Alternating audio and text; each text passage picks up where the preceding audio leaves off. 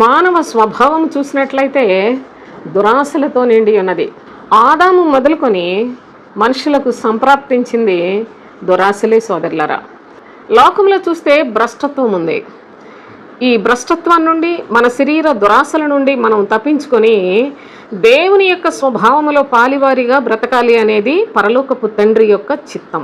దేవుని యొక్క స్వభావము మనలో నివాసము చేసి దేవుని పిల్లలుగా మనము బ్రతకాలి అంటే మనలో చాలా చాలా మార్పు జరగాలి.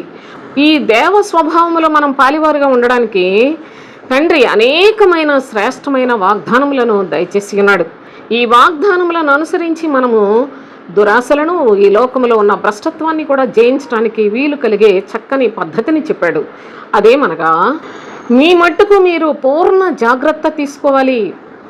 మీ విశ్వాసమందు సద్గుణము ఉండాలి, సద్గుణమునందు జ్ఞానము కలిగి ఉండాలి, జ్ఞానమునందు ఆశా నిగ్రహము ఉండాలి, ఆశా నిగ్రహమునందు సహనమును, సహనమునందు భక్తిని, భక్తి యందు సహోదర ప్రేమను కలిగి ఉండాలి.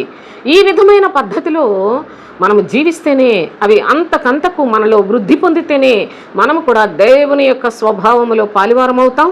దాని ద్వారా సమస్తాన్ని, ఈ లోకమును, లోకాశలను, ఈ లోకమందున్న భ్రష్టత్వాన్ని దేవుని యొక్క వాగ్దానం మూలముగా మనము జయించి దేవుని యొక్క పరలోక సంబంధమైన పట్టణములో వారసులుగా ఉండడానికి తండ్రి అనుమతినిస్తాడు.